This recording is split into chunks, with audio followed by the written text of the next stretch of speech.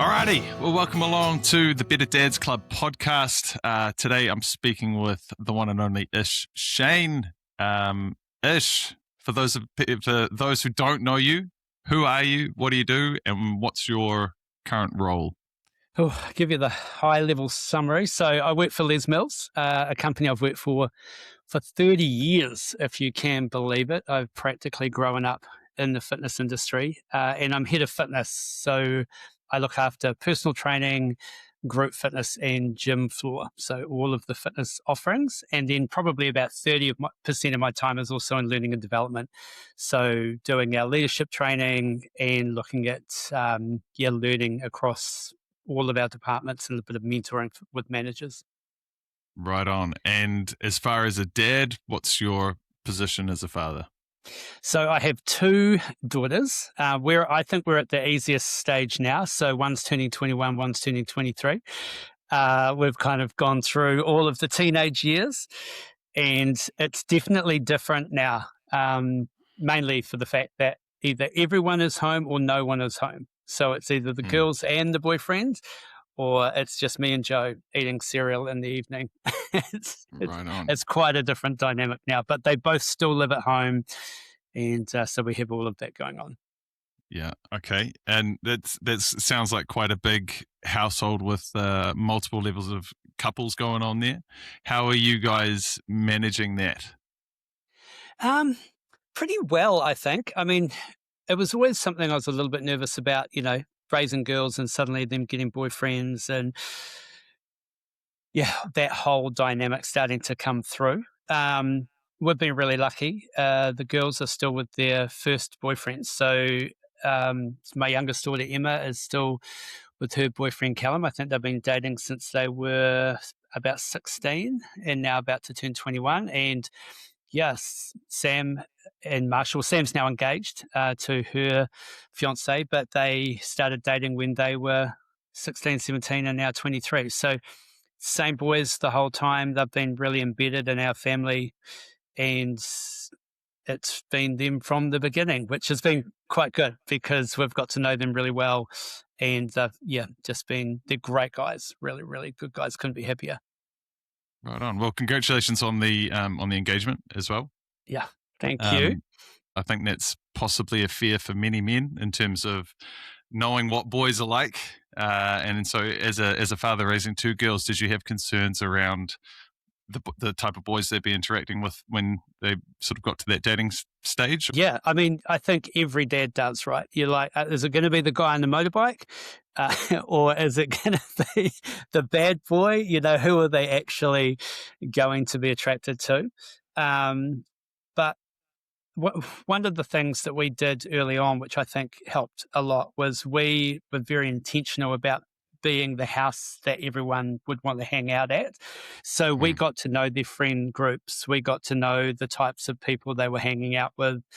And there weren't, to be honest, a lot of alarm bells going off. I mean, there's definitely kids that were more annoying than others who kind of, came and went through the friend group. But both the girls have had quite a big friends group, both guys and girls. And so we've seen who they've hung out with and who they've connected with. And I guess the evidence of that has made it easier because there hasn't been really any surprises. It didn't surprise me the type of boys that they have decided to have as boyfriends and now, fiance. It's been quite cool seeing that, but definitely because they were hanging out at our house with their friends from a young age, we kind of definitely got an idea of who they were going to end up with. Yeah, so with sort of the male role model in the house, there's a sort of implication that as the father figure, you're kind of role modeling what they can expect from men and potentially what their partners are going to look like and what behaviors they should accept.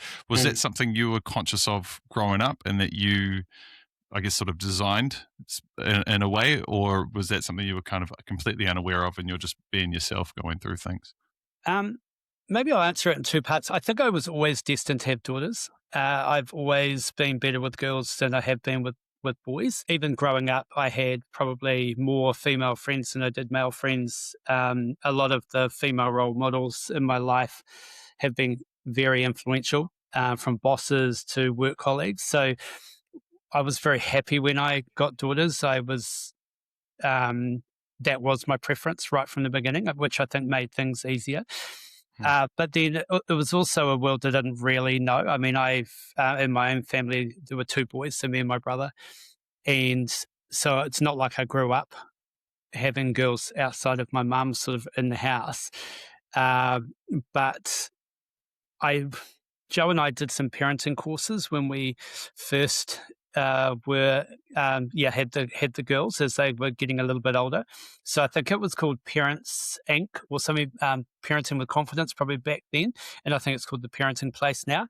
But we used to go to seminars. I think one of their seminars was like hot tips on raising girls, and then they did one specifically on hot tips on raising boys. And they talked a lot about that male role model and role modeling what a great relationship looks like. And probably, looking at some of the key messages, one of them would be absolutely love their mother, show that side of what a relationship looks like.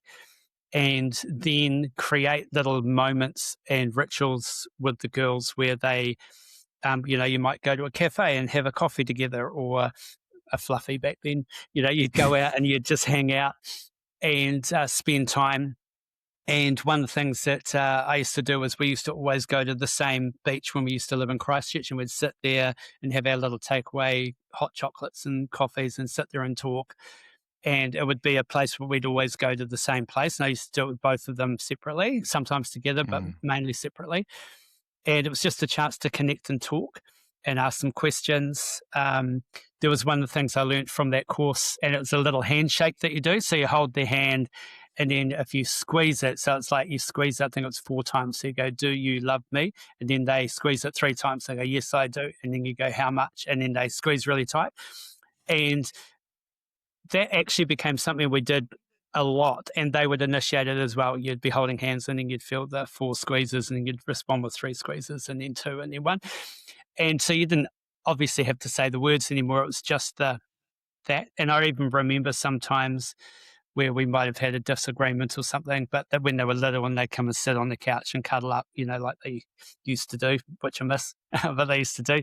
And they'd be holding hands, and you haven't really been talking since the fallout, and then the squeezes had come through, and that was just that moment where it was like, I'm sorry, yeah, I'm sorry too.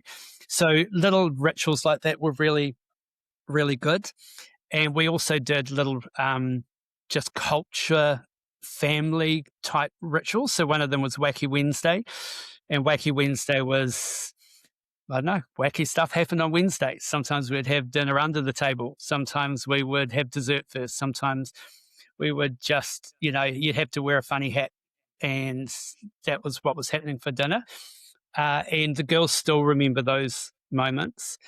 I remember one night we put them to bed, and then about 10 minutes after we put them to bed, we said, we've got an idea, and we got them up and put them in the car, and then took them and got an ice cream sundae at McDonald's drive-through, and then didn't go back to bed.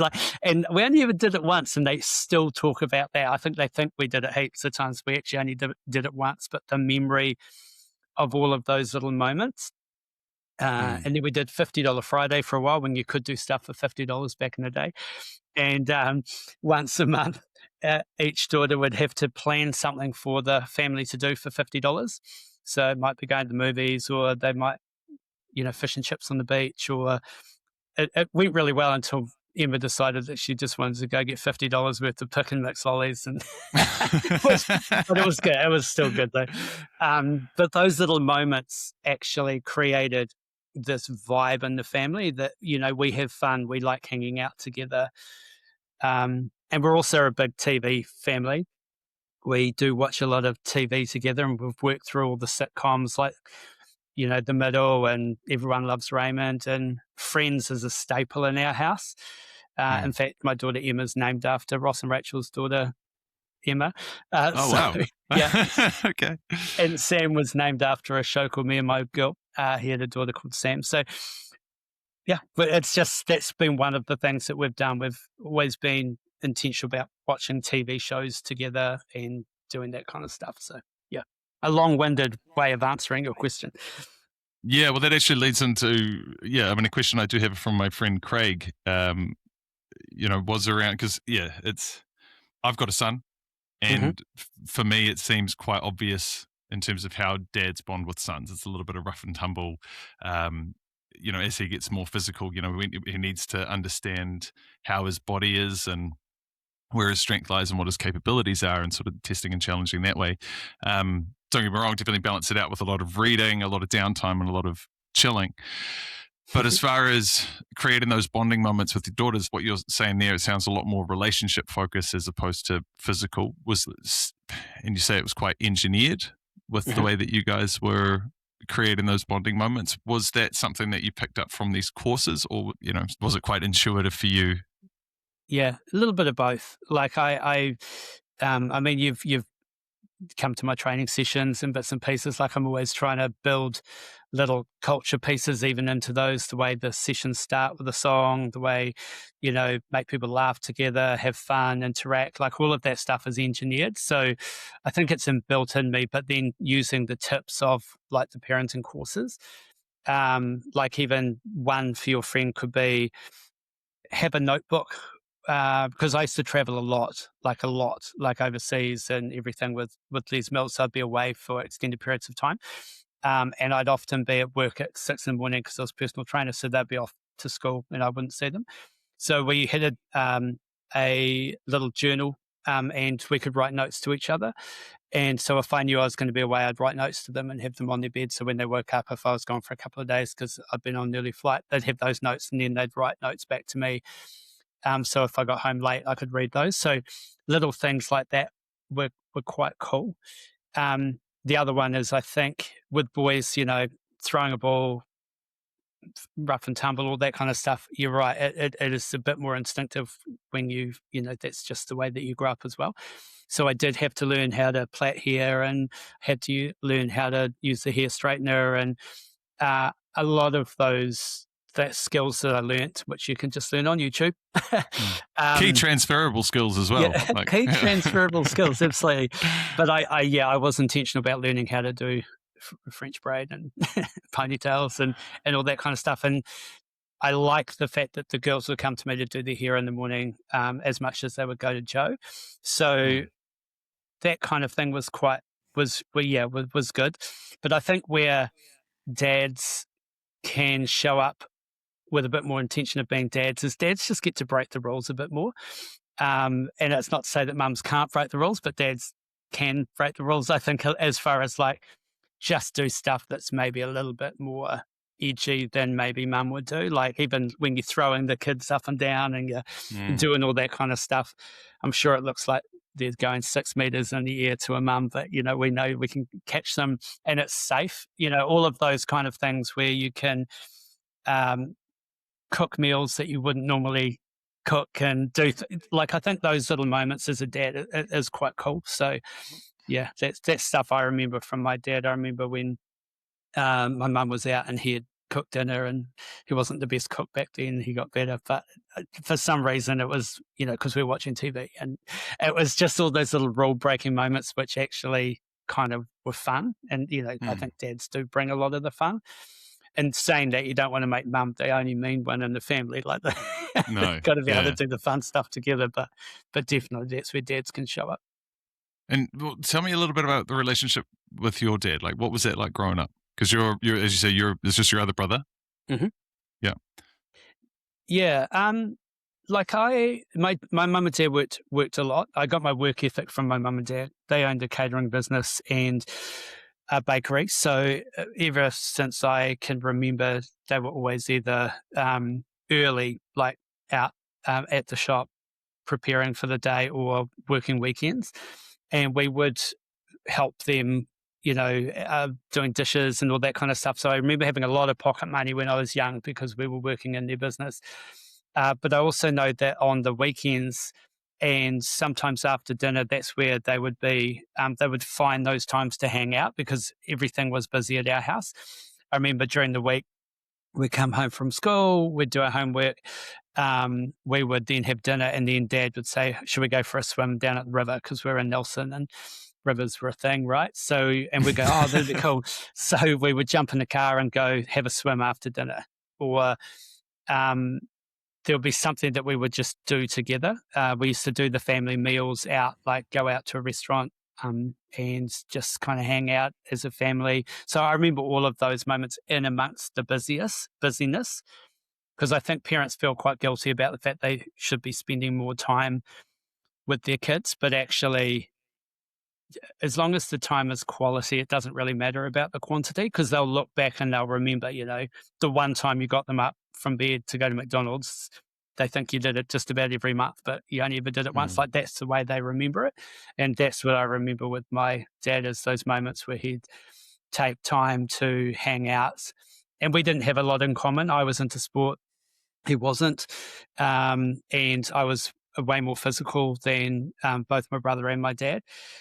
So my idea of, was active recovery. I wanted to bounce a ball and hit a tennis ball and do that kind of stuff. And that wasn't really him, but he was really good at the quality time stuff. Sounds like your dad was quite proactive and quite involved directly in your upbringing.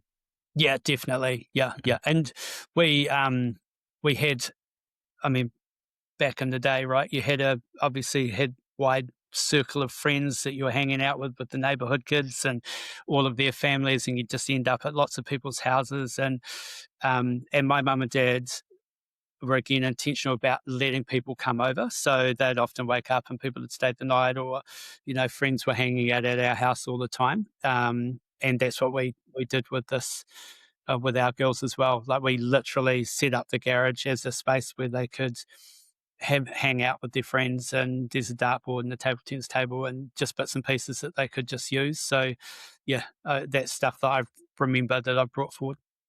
Have you seen much of a shift generationally with that? In terms of, like that time of, going and playing with the other kids on the street. Do you think that sort of shifted, especially maybe even with other households or other friends and family that where there's maybe a shift in less people, less neighborhoods going out and doing the interacting? Oh, yeah. When we grew up, it was, no phones, no technology, anything like that. So it was usually, you just had to be home by the time the lights turned on in the street, right? That was kind of the thing, where you had to be home for dinner. But you just went out, and then if you came back, you hadn't been kidnapped. I guess that's how it worked, because you didn't know where your kids were, right? Whereas now I know exactly where the girls are. We can track each other through Life 360. We've got all of that technology connection. If you want to send a message, you can do it instantly. So I think that generational stuff has changed. I still think my girls got the sweet spot. The age group, they didn't grow up with phones. They didn't really have phones until they were probably 13, 14.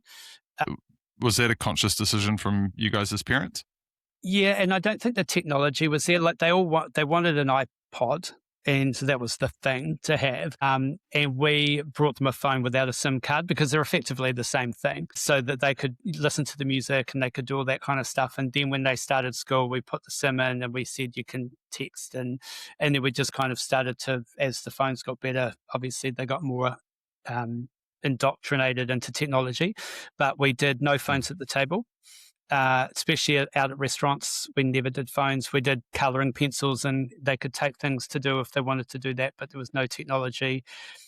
Charging phones outside the bedroom, we did all of that stuff.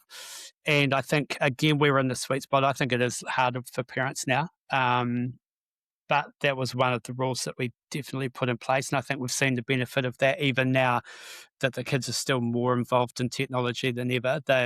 If we're out for a meal together, phones never come out at the restaurant. Or if we're having dinner in front of the TV, we're watching a show together. So that has been easier than introducing kids to iPads and phones at an early age. But I get why parents are also doing that, because it's a break. It's time to just maybe relax. But actually, if you can be really intentional, have some family rules in place, and they understand why the rules are in place, they're more likely to get the benefits later on.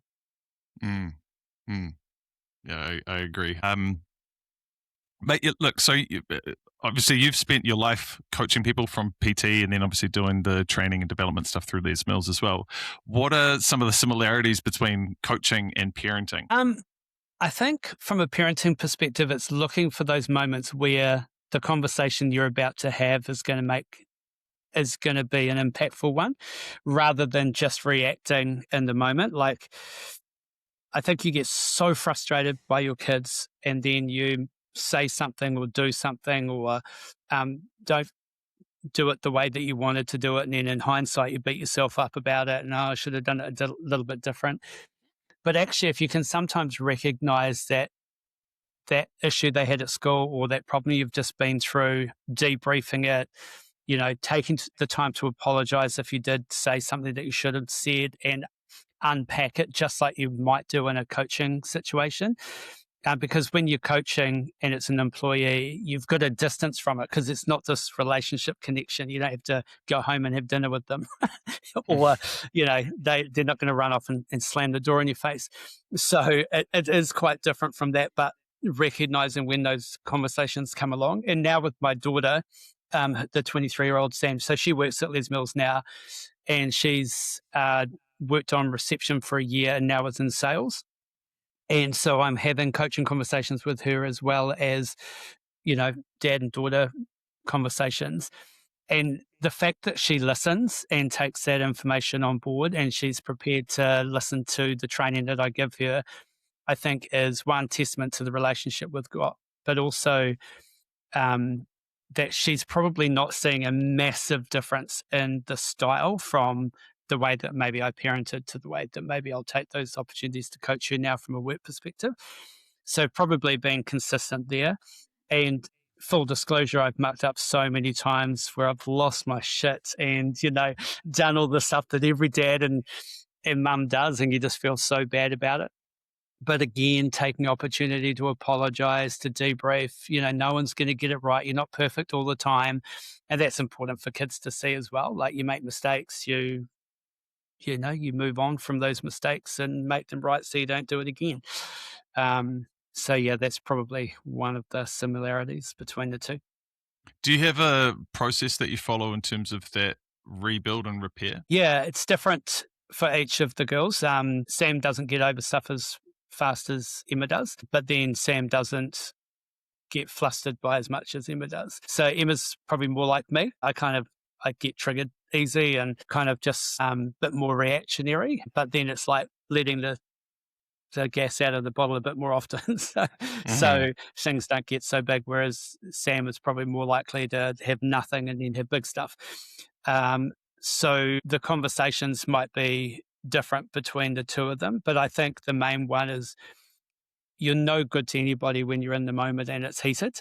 When you feel that frustration, you're better to just wait till it all calms down, and then make a time to say, okay, I'm sorry about that, or that didn't go so well. What could we have done differently?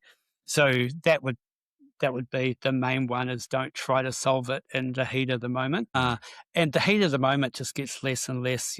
Big stuff early on feels like really big stuff, and then later on it's not that big. And now, I mean, I can't even remember the last time we've had a disagreement with either of them. It's been more just they're going through something, and you can give them some advice because you've earned the right to do that through a really strong relationship. But yeah, we just don't really have fallouts now, which is Yes, touch wood. Yeah. You mentioned earlier around the amount of travel and time away from the kids growing up. How did you handle that mentally? Like, I've as a single dad, I spend a couple of nights a week away from my son. How did you cope with being away from your kids for so long? This is probably going to sound rough, but it didn't really bother me, to be honest, if I'm just being honest about it.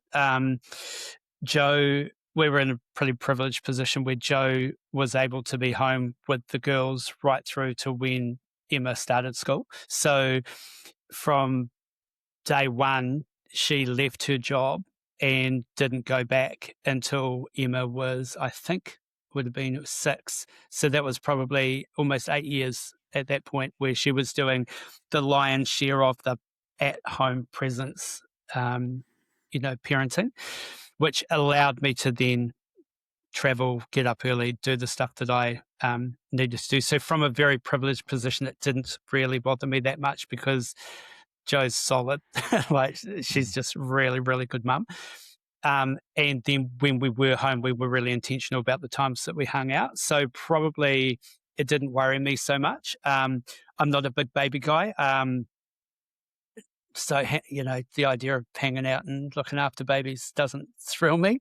The best time with my girls was probably between 7 and 14 was when I really probably, that's the times I miss the most, where you can hang out. They're usually in that stage where mum and dad are still pretty cool, and you can do more stuff together. So probably by the time we got to that age group, I wasn't traveling as much as I was in those really early years, but that's probably the snapshot. Was that also by design? Yeah, we went through the Christchurch earthquakes, and so the girls would have been, I think Sam had just started school. Or no, maybe she'd been at school for a bit. It must have been Emma was just about to start school, so they might have been 5 and 7. And then we decided to move from Christchurch and come up to Auckland. I think after the quakes, we were in Auckland 6 weeks later, and we were out. And so then when we were up here, the nature of my job changed. I wasn't contracting to Les Mills anymore.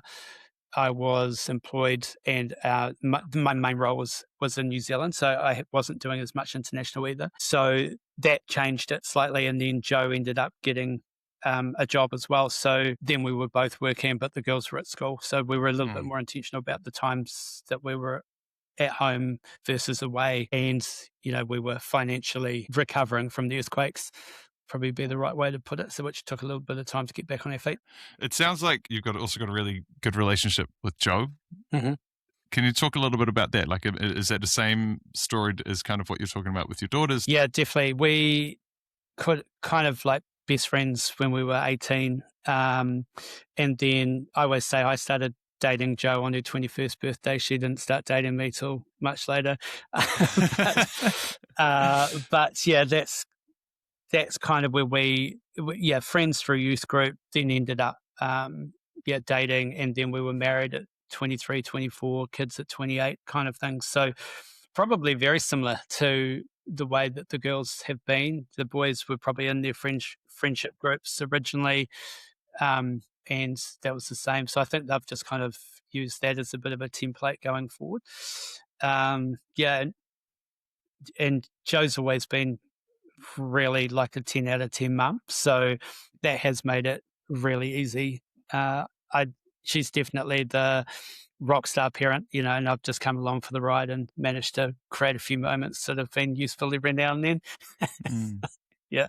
So I know for a lot of dads, when the kids are born, there's a bit of an isolation that goes on because the world's getting smaller, right? Obviously sleep gets disrupted and all that sort of stuff, as we know. Did you experience that? I thought we had quite a bit of trouble having the first one. So we were doing fertility treatments, as far as like it was a drug called clomiphene, and they'd kind of keep upping it. But it was probably over a year of intentionally trying, and then getting to the point where we're like, I just don't think this is going to work. And then Jo got pregnant, which was great. And then I remember when we had Sam, it was kind of weird because you go from being able to do whatever you want to do and then wanting a child so bad. And then when you've got your child, then you kind of go through oh man, is this what it's like forever now? Where you wake up and this little thing is there demanding your time and attention. So yeah, it did definitely change the dynamic. And then when Emma came along, we thought we would take ages to have her as well, but it wasn't the case. It was first night, first pot, which was, which was funny. But we just fell into the rhythm and adjusted. We had family around us, friends around us. A lot of people had had kids by that stage. We had some really good role models, some friends of ours, Fraser and Lisa, who had a daughter who probably would have been, by the time our girls were born, she might have been 10 or something like that. So then they had a couple of other kids as well. So we had some really good, strong role models with people that have had kids, and we were watching what they did and learnt from what they did, which was really useful. And that would be a good piece of advice, those networks you make through Plunkett or through all of those maternity groups that you're around, or mainly music, and then your friends who are having kids, like surround yourself with lots of people. So, because you will end up going through the same stuff together, but also having that they were 10 years older than us. So we had been watching their relationship, and he was my best man at my wedding, and watching the way that they raised their kids, we learnt a lot from just doing that. So yeah, definitely that helps. What are some of the bigger challenges that you've had as a dad? Probably the biggest challenge was when Sam had the medical condition. So when she was 16, she was experiencing some pains in her chest, and the doctors didn't know what it was. And to be fair, she probably had them for quite a while, but had been playing them down and hadn't really let us know. And then finally, one doctor did cotton on to what it was, and we got a call one night, I think it was probably in November, December, and said she needs to come into hospital right now. And she went in there, and they realised that her heart had got twice the size because her mitral valve had not been working. And as a result, it was leaking, and as a result, the heart was getting bigger and bigger. So she had to go into emergency open heart surgery because mitral valves around the back of the heart. So at that stage, there was no way to do it any other way. So they did open heart surgery on her. And that was probably one of the hardest things I've been through, not to mention what she went through. And I think it's because the hardest thing was seeing her in ICU. When you go into that room, they don't prepare you for what your child's going to look like. They're hooked up to the respirator, they've got the tube down their throat, they're monitoring them, basically one nurse per patient in ICU. It's pretty confronting. And even going through all of that was quite traumatic. Like, it really messed with me a bit, more than the earthquakes, more than anything else I've kind of been through, because I kind of had this whole thing that it wasn't fair, that, all of that kind of stuff. And so learning to go through that, but she recovered from that quite well, and everything was pretty good.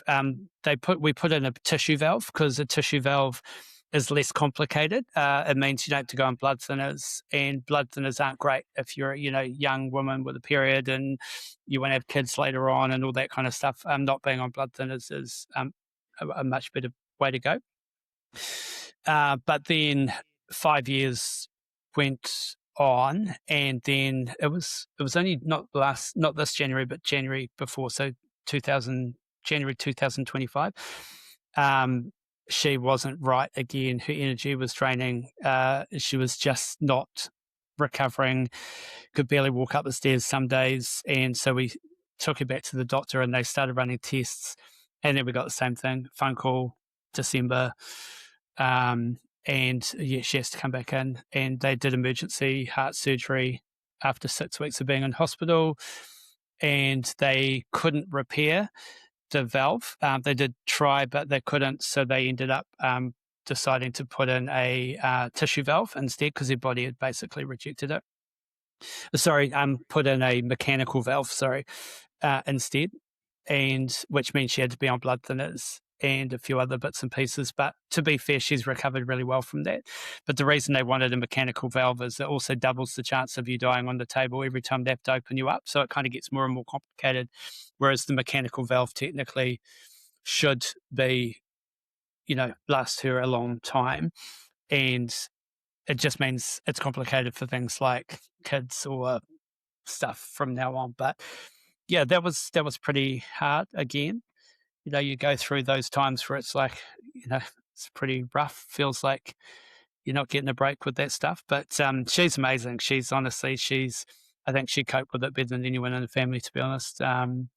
She's got a really good positive attitude. And her boyfriend, Marshall, who they met after her first surgery, but he went through this surgery with her. And I'd said to Jo, when she wakes up in ICU, you and Marshall can be there. And it was important for me for him to be the first person that she saw, because he's technically, he is the guy that she's with now. And I'd said that to him, you can go in with Jo because you only let 2 people in ICU. And then I'll come in after. Plus, I didn't really want to ride that roller coaster again. I'd already seen it once, didn't need that a second time. But I think we navigated that pretty well that time. What was your initial reactions when you found out about all this? Yeah, it was a bit of shock would probably be the first one. I was a bit frustrated, and again, that whole it's not fair. But my friend, one of my best mates, he's a counsellor, and he just said, well, when did you ever think life was fair? And it was quite a good moment, like just with stuff people go through all of the time. Why would you be immune to that? That's just the way that the cards get played sometimes. And once we kind of had that conversation, that was quite helpful. I'm not as resilient as my wife Jo is. She's really resilient. She's got just thinks slightly differently from me. I tend to catastrophize things, so I'll kind of play it out to the worst that could happen, and she doesn't tend to do that. So that's why I think both of us are really good together. So I keep playing it out to the nth degree. So I went and got a bit of counselling, and that was always really helpful. I'm really big on people getting counselling. I think if you've got stuff, work it through, or if you've been through stuff, talk it out with someone that knows what they're doing. So I found that was quite good, and they gave me some coping mechanisms and just some other stuff to help, which has been incredibly helpful. And to be fair, she's probably the best she's ever been now. So if we hadn't have found it, she would have just probably had a heart attack at some point. So quite thankful for the fact that we had the right medical people and everything in play, that were able to recognise that. And a year later, she's engaged. She's done a 6-week trip around the world, and she's now working at Les Mills doing sales. What a difference a year can make. 100%. I mean, yeah, you're kind of describing probably one of the bigger fears that probably for most parents, as far as, the child getting a potentially life-threatening illness or something like that. How did you stay steady as a father and also as a husband as well?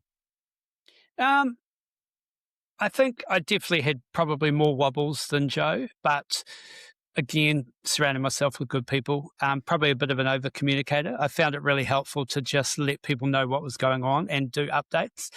It's a personality thing, but I didn't want to be having the same conversation with everybody. So I was like, everyone can be in its email and here's what's going on. And people want to know what's going on. So it's really hard when you know someone's going through something, but you don't know what's happening and they're not talking. So then you either ask or you avoid. I was just like, look, here's what's happening, everybody. So I was just giving updates. I think can't remember if you were in the PT team and getting the email updates and just letting people know what was going on and how they could help, or it was okay to ask me questions. I was fine with it. I just didn't want to have to re-explain everything to that point. And I did that both times. Jo and I both did that. The very first time we did email updates, kept people in the loop. And afterwards, people told me it was really helpful for them because they didn't really know. But we were just saying, hey, this is how it is. You can ask us questions, or you can just text us and say thinking about you, or whatever it was. Like, we just very much gave people permission to do that. So that was one of the things that I did. And that helped me with my process because I was kind of expressing it, and then I wasn't having to relive it every time I, were talking about it or someone asked me what was going on. Yeah, I can understand that from a friend's perspective as well, in terms of, can I ask this question of them? How many times have they been asked this? And then we kind of think, I'm just layering it on a bit more, and then they're having to relive that situation. But actually, it might also be that everybody else is thinking that and nobody's asked that question at all. So, Correct. Yeah, the fact that you're leading with that vulnerability and leading with that update, I think is really good. So, probably definitely suggest that as being would you suggest that as being a good bit of advice for anyone going through something similar? Yeah, I think you've got to find your own process. It's very helpful for those around you. That's what I would say. Like some people go, I'm just really private. I don't really like people knowing what's going on. And I kind of go, yes, but there are people that are hurting for you and they don't know what to do, what's going through. So I think if you can do it, it is useful. You've also, everybody reacts differently to things, but based on my experience, talking about it is better than not talking about it with everything. Yeah. Okay. As a dad raising daughters, how do you see your role as the male figure in the house? I think my role as a male in the house was definitely just to show what great relationships look like. That was definitely the things that I took and from even my friends, and that's what I wanted to do. And then just made sure that we just had fun as a family and look for those moments where we could just do silly stuff. That was definitely, I think, my role, and then just get through it. Right. So for the fathers out there that are in relationships, have you got any advice or any ideas around how to keep that relationship alive, how to keep showing the love, showing what love is, and showing what your daughters can expect from, or should be expecting from, their future partners as well? I mean, Joe and I do date night. So Wednesday date night, go out for dinner. We've done that for a long time. So the girls have always seen that. It's like, you girls need to get your own dinner tonight. We're out, or there'd be a babysitter or something. So that was quite cool. We really did make sure we spent time together. We did with the girls, definitely, all sitting on the couch together, cuddling, watching TV, like those times of just hanging out and not having to say anything, but that connection piece. I think for all kids, they like that. Like I really miss, when they're little and they come up and hop into bed and, or when they cuddle up to you on the couch. Like I really miss that stuff. We don't get that anymore. So I'm looking forward to that with grandchildren eventually. But now it's that work that you put in to spend the time to read the book, to sit there and let them put makeup on you or whatever it is that they want to do, like that time to just play, hang out, do a board game. Those small things are way bigger than often the big things. And all of those small things actually help when you get it wrong later in the bigger stuff, because they'll remember all of those. So those little moments. And again, it's not quantity, it's quality, that you phone away. It's just you and them. And it could even be, have a question of the day at night that you just ask them a question, and that question, rather than, do you have a good day?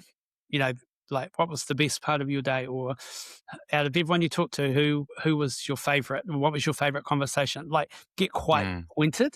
So make them think. And that's where AI is great.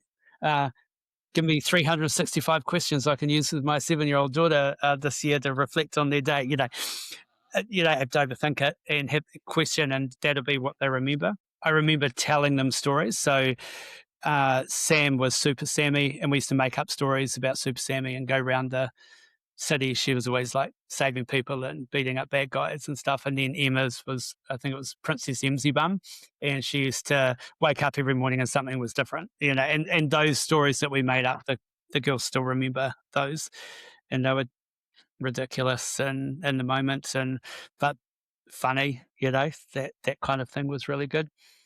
And the other piece of advice is, if you've got girls, the best punishment, let's call it punishment, I ever did was they go through the stage where they just get a bit slammy and screamy. So, they scream and run off and slam a door. So I confiscated the door and put it up on the roof. And I've never forgotten that. They've both lost their doors. I think Emma lost it twice. Sam lost it once. So it's kind of like that, to hang a sheet, can't slam a sheet. And then it's like, when you stop slamming doors, you can have your door back. It was a real good one, especially when they're kind of like they're 13, 14. It's a good one. Yeah. I do have some questions around the teenage years. One of them from a friend of mine, Tim. He's aware that there comes a point during the teenage years where the girls tend to put you at arm's length emotionally. Did you find that? And if so, how did you deal with that?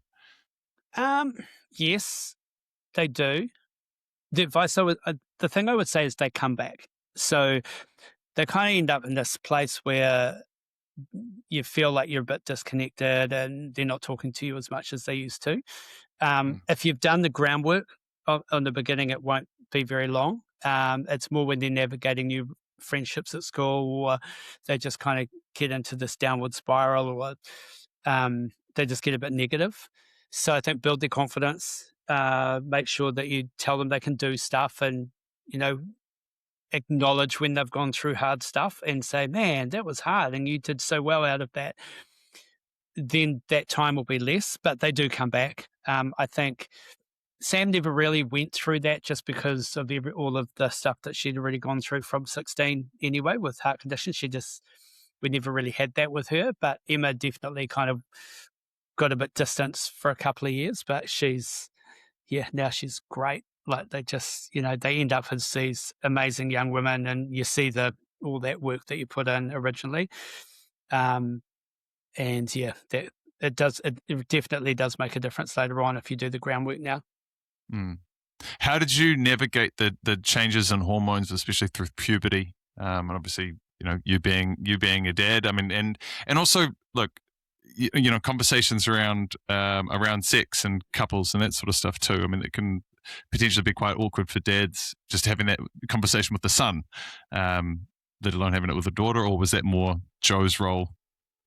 Oh yeah, I avoided all of that stuff. So I leaned hard into Joe for that.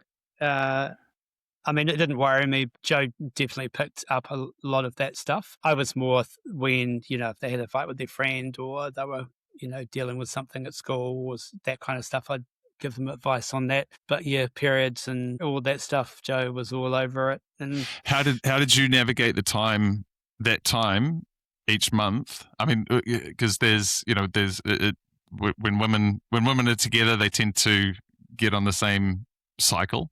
Is that something that happened in your house? And was there like sort of a week or so where you had to, oh no, I'm actually going away. I've got a work trip. I'm not going to be here for a few days. I think they say it lines up, but I think it's just more, it's math timing than anything. Like I don't really buy into the fact that all of a sudden they're all get into that sync. I think it just happens to be every now and then in the month, the days line up, and it's you've just got what you've got. But no, it didn't really. I don't think it really changed anything. I was probably aware and just gave them a bit more grace and space during those times. I heard a comedian once say, sometimes it feels like you're a firefighter. You get to the door, you're not quite sure what's on the other side. And it probably did feel a little bit like that. But again, like Joe she just had all that stuff covered. We just had a box in our lawn in the hot water cupboard. It just had everything they would ever need is in that box, and we just kept that box full. And then they just could grab anything that they wanted. And Joe had talked to them about, what would happen when they got the period and everything. So there was no surprises.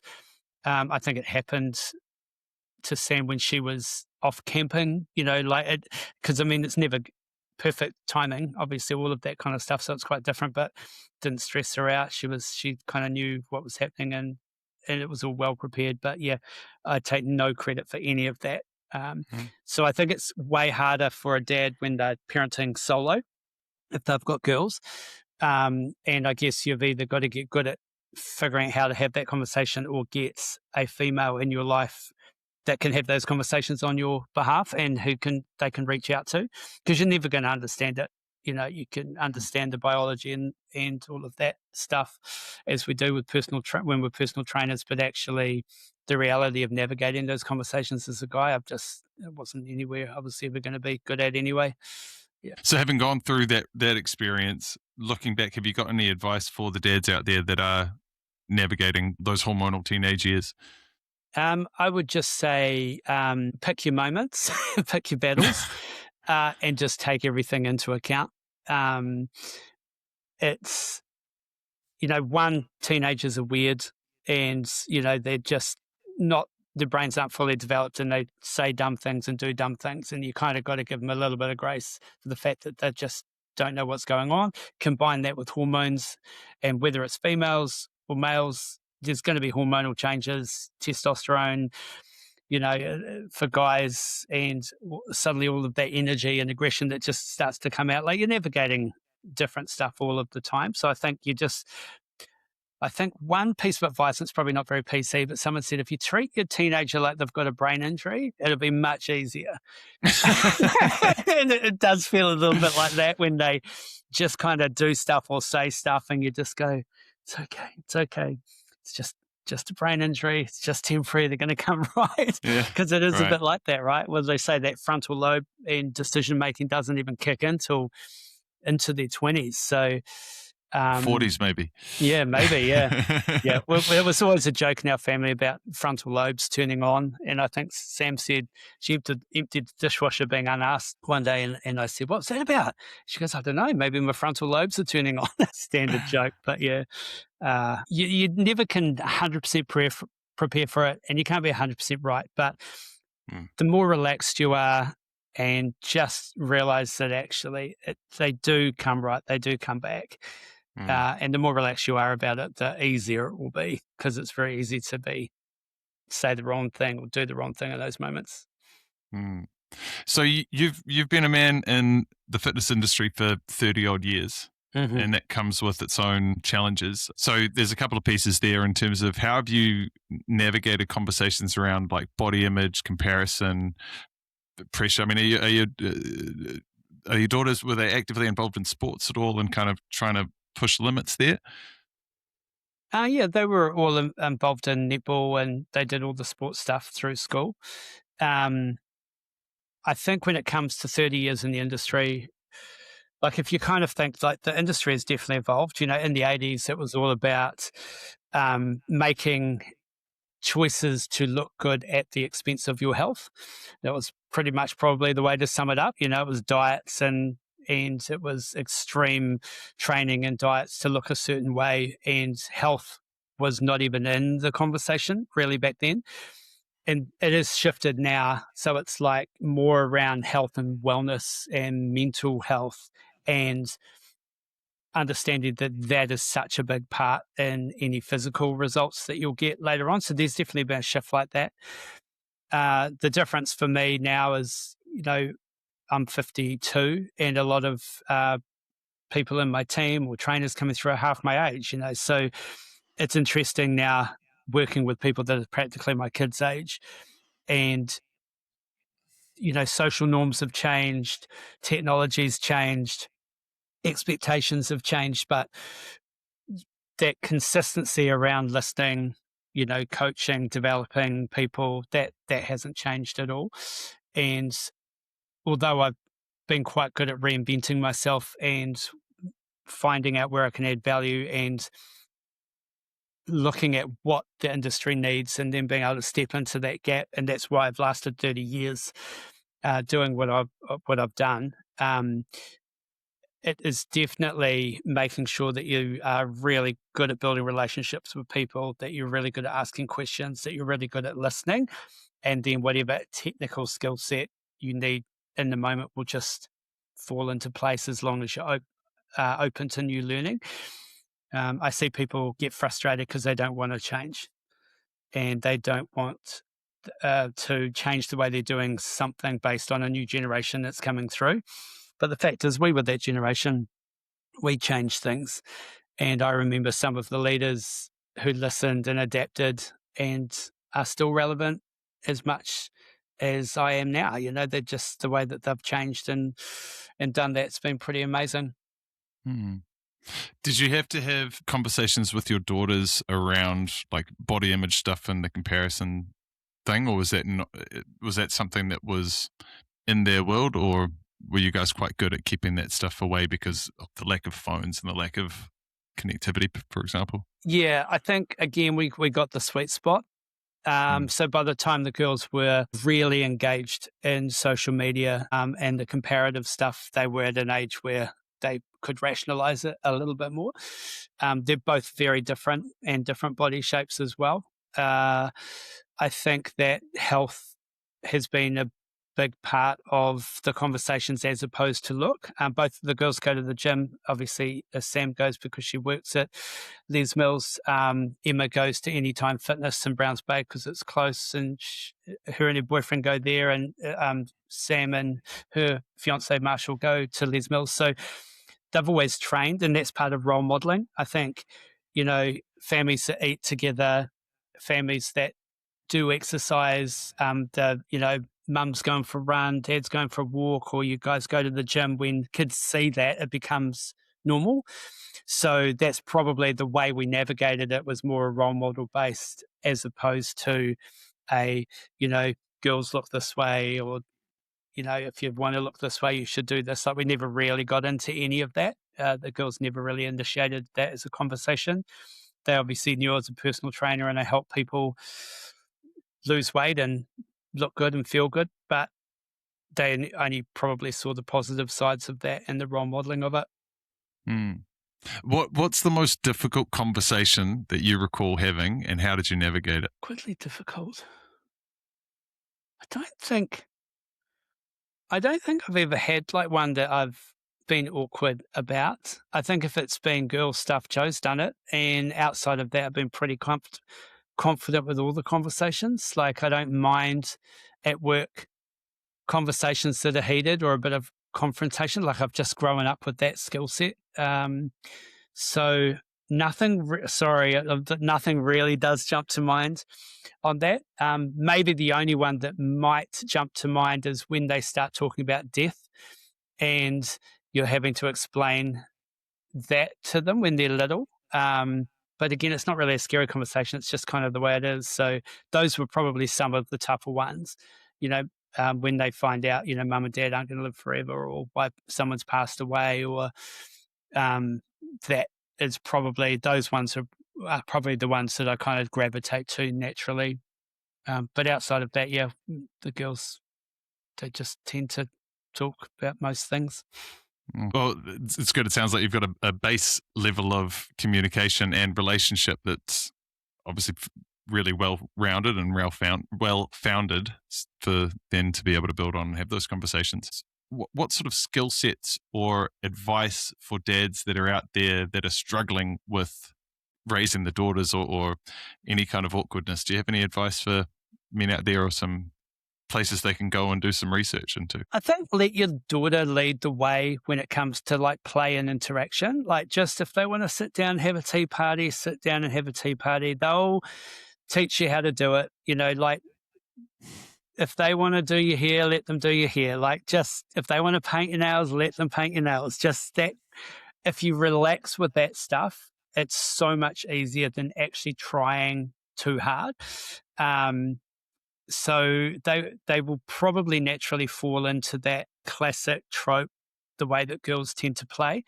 And then, learn the basics, learn how to do hair, learn how to do some of those things that are, so again, it's just useful to know, and it just helps. Like, they don't care that their hair doesn't look as good as when mum does it. They like the fact that you did it. Like, I dyed both the girls' hair at one point. I think Joe was away, and it's like, should we just get some hair dye? And who wants pink hair? Who wants green hair? Just some things like that. That's the, dad breaking the rules stuff. That's quite fun. But those little moments that you can do that, they'll remember that. Definitely. What's the most rewarding part about being a dad for you? Probably now seeing the boys that they've chosen is rewarding. Like, I haven't had to go through whoops, I'm not happy about that boyfriend. So very lucky with that. And I think that that's testament to, the investment that we did put in. But I'm, seeing Sam now engaged, and, obviously she's engaged young, but with everything she's been through, we're like, you do you, if that's what you guys want to do and be happy, sweet. But even seeing the relationship Emma's got with Callum, the way they interact, how confident they are, they've got those boys in their place.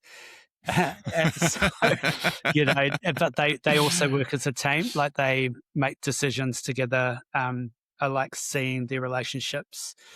That has been really a positive thing. And then also the fact that 21 and 23. The girls still live at home at the moment. Sam's about to look at going flatting, but it's been great. Like, I love the fact that they're still there, that we still get on really well, that we can go out for dinner as a family and laugh and, still watch TV shows together and laugh. And, none of that's changed. It's just the level of the shows has got better. Okay.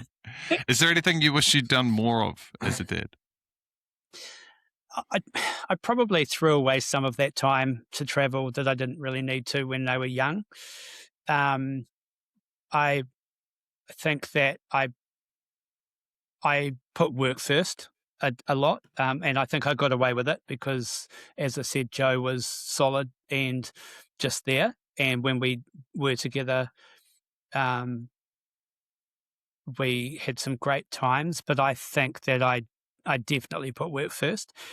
And I don't feel guilty about that, but that's something I might go back and go, I probably didn't need to do work as hard as I did. I probably could have spent a bit more time at home. So that's probably something that I would do, although I don't think it's changed anything now, and they probably wouldn't remember it anymore or any less. Like, in their minds, I think they always thought Dad was around. So yeah, so that's good. Right. Got away with it. Well, what's one thing that you feel like you nailed completely? Nailed that one. I think the little family rituals, I nailed those. The $50 Friday, the Wacky Wednesday, the handshake thing, the notebook, all of those stuff that was told to me. But I think I nailed those. If I found something that was a good idea, I embedded that and did that. The hanging out with the girls over a coffee or hot chocolate, I definitely nailed that. And then just being a dad that was also, affectionate and, sit there and cuddle on the couch. I'd always took those moments, absolutely. So I think those are the things that I will look back on and go, yeah, I nailed that. And I think I'll probably even be better at it with grandchildren, because at the end of the day, you can just send them home. So you can, it'll be quite different, because you don't have to do the disciplinary stuff. You just get to do all the fun stuff. What happens if your grandkids are boys? Yeah, I've thought about that a little bit. My brother had boys, so it's not like I wasn't used to having boys around. Yeah, I think I'll just reinvent it, navigate it. Who knows? I definitely don't mind either way. But I was quite happy that I had girls. Cool. And what's one thing you're still working on? I'm always looking for what is the next skill I need for the next stage. I feel I'm really good at adapting and changing. And so at the moment, I'm very much looking at what skill set do I need for the next, 15 years as I kind of head into the last stint of a working life. And also the other thing I'm working on is Joe and I have been doing a bit of travel at the moment.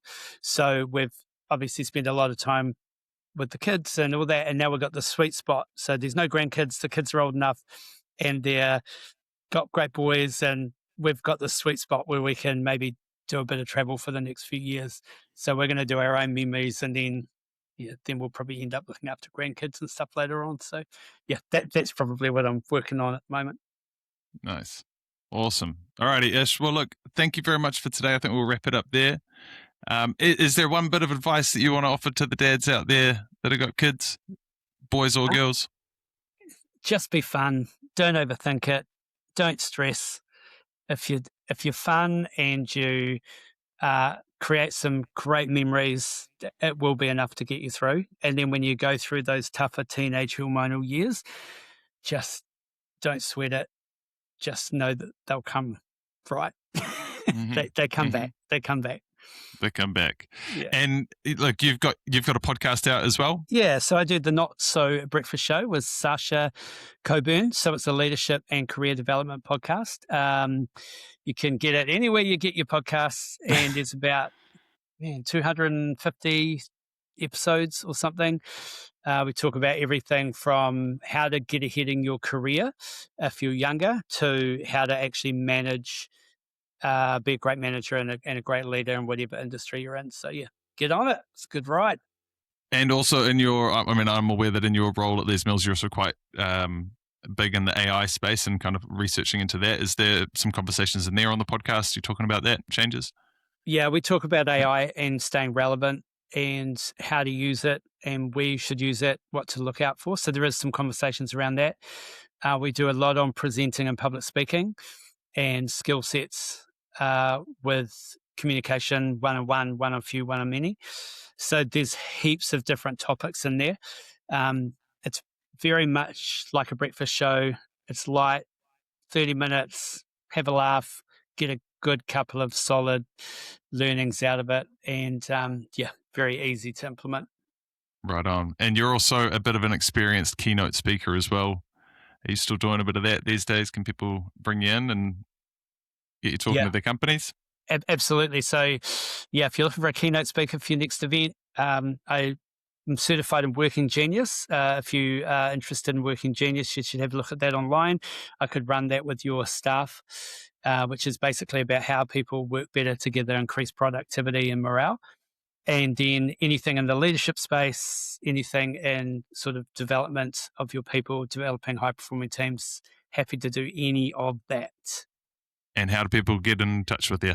Yeah, you can go to ishcheyne.com, and my website is, all the details are there. So it's ISH, Ish, and then Cheyne is CHEYNE. So ishcheyne.com. Right on. I will link that into the show notes.